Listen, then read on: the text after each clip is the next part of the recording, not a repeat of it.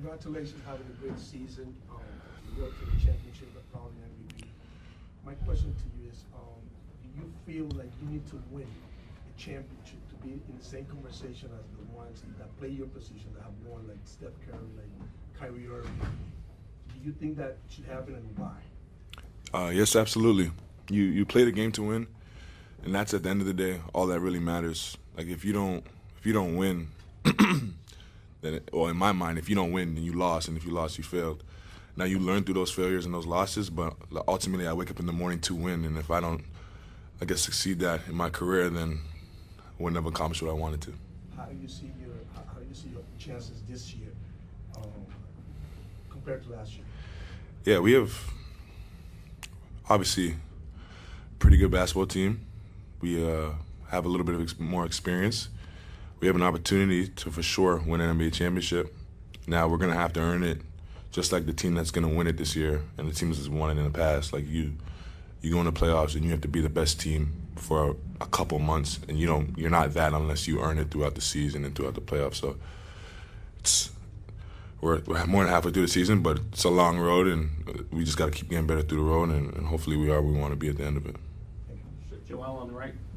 Shai, I don't want to make it seem like you've been an All-Star 20 times, but now that you've been here a few times, like what do you try to get out of the weekend now? Yeah, try to enjoy it. Don't take the opportunity for granted. It's special regardless how many times you come. The best players in the world and the best league in the world are here, and to be around that is a blessing and an honor, and that's how I see it. Tim, back right. Shai, there was a little hockey game in Montreal tonight that's going to get a lot of attention in the U.S. and Canada, obviously. Draymond earlier this morning said that he's watching Four Nations and wondering if that's the solution to NBA All-Star. Do you think an international format for All-Star could be something that would work going forward? Maybe. I honestly, I don't know. All that stuff is kind of I don't worry about it. I just love the game. I'm glad to be around it, glad to be here. Would love to hoop if we hoop, but I just love the game and want to play. In the front, the third row over there. Shai, coming to All-Star last couple of years, it's been obvious that your star has grown, and even this year, it seems like it's grown a lot more than last year. Is that something that you can feel yourself, that you're becoming a bigger star off the court? Yeah, absolutely. But I would be naive if I didn't.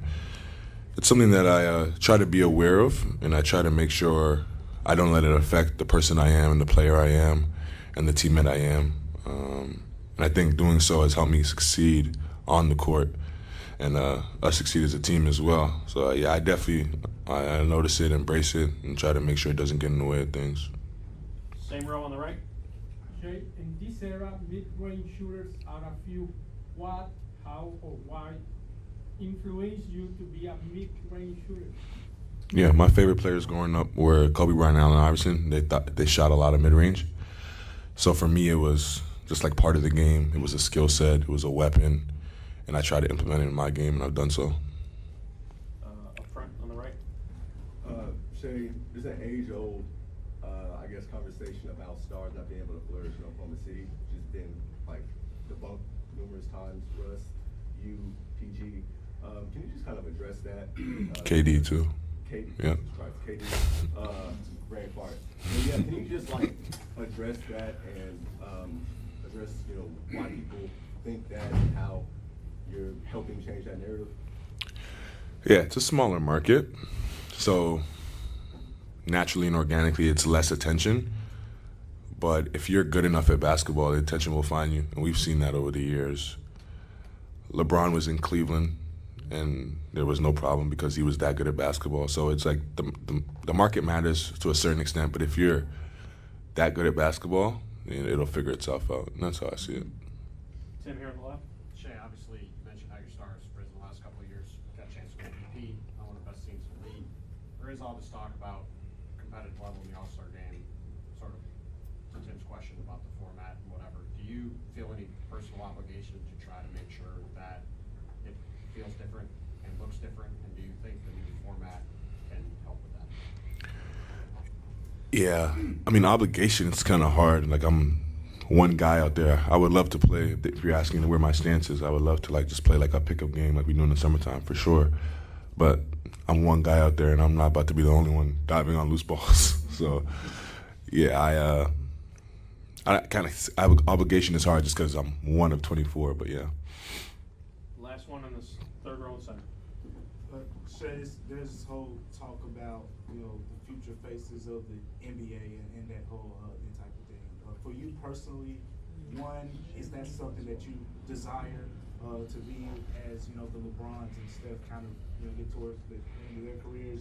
And then two, just what do you think about the idea of a face of the NBA? Yeah, it's cool. It's something that we have players kind of don't really have full control over. Like, that's literally for the world to decide, and whoever the world gravitates to is gonna become it naturally.